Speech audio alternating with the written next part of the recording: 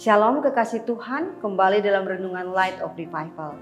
Mari kita membuka firman Tuhan yang terambil dari Maleakhi pasal yang keempat, ayat 1 sampai ayat yang ke-6. Namun saya hanya akan membacakan ayat 5 dan 6 saja. Beginilah bunyi firman Tuhan. Sesungguhnya aku akan mengutus Nabi Elia kepadamu menjelang datangnya hari Tuhan yang besar dan dahsyat itu. Maka ia akan membuat hati bapa-bapa berbalik kepada anak-anaknya dan hati anak-anak kepada bapa-bapanya, supaya jangan aku datang memukul bumi sehingga musnah. Allah tetap bekerja. Kekasih Tuhan, kitab terakhir dalam perjanjian lama ini ditutup dengan satu nubuatan akan adanya Nabi Tuhan yang akan datang menjelang hari Tuhan. Ayat firman Tuhan yang kita baca ini merupakan nubuatan tentang kelahiran Yohanes Pembaptis. Namun setelah nubuatan itu disampaikan oleh Nabi Maleakhi, tidak ada lagi nabi lain yang dibangkitkan oleh Allah bagi Israel. Tidak ada lagi nubuatan-nubuatan yang diberikan bagi Israel. Tidak ada lagi penampakan malaikat ataupun mimpi-mimpi yang menjadi petunjuk rencana Allah bagi mereka. Dan itu berlangsung 400 tahun lamanya. 400 tahun bukanlah waktu yang singkat. Itu berarti ada lebih dari 10 generasi yang hanya mendengar cerita turun-temurun tentang Allah Israel yang telah membawa nenek moyang mereka keluar dari tanah Mesir dengan tangan keperkasaannya. Itu semua hanya mereka dengar cerita turun-temurun. Itu semua hanya mereka tahu lewat Taurat Tuhan yang dibacakan. 400 tahun berlalu.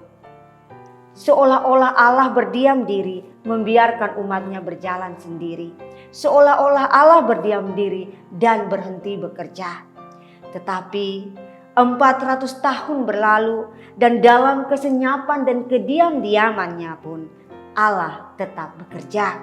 Sampai genap waktunya, Nabi yang akan datang itu, pembawa berita yang merupakan pembuka jalan bagi Mesias yang dijanjikan itu, datang dan menjadi tanda bahwa Allah Israel tetap bekerja.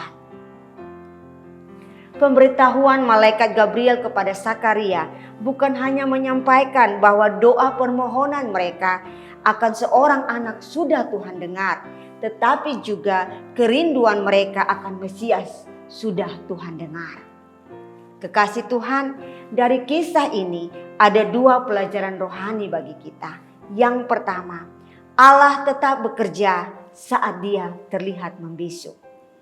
Kekasih Tuhan, kalau kita membaca firman Tuhan di dalam perjanjian lama, bangsa Israel sering menyamakan kebisuan Allah sebagai tanda ketidakpeduliannya dan bahkan tanda ketidakaktifannya dalam kehidupan umat pilihan Allah ini. Sebagai contoh, dalam Mazmur pasal 13 ayat yang kedua, berapa lama lagi Tuhan kau lupakan aku terus-menerus? Berapa lama lagi kau menyembunyikan wajahmu terhadap aku? Dan betapa sering kita pun berpikir demikian, bukan? Bahwa dalam kebisuan Allah, Ia membiarkan kita berjalan sendiri.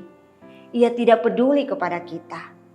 Tetapi melalui kisah kelahiran Yohanes Pembaptis, kita tahu bahwa Allah tetap bekerja bahkan dalam kebisuannya. Allah tidak pernah tertidur dan Allah tidak pernah terlelap. Yang kedua, Allah akan bertindak saat waktunya sudah genap. 400 tahun lamanya Allah membiarkan bangsa Israel tanpa wahyu dan penyataan langsung, tanpa nabi di antara mereka.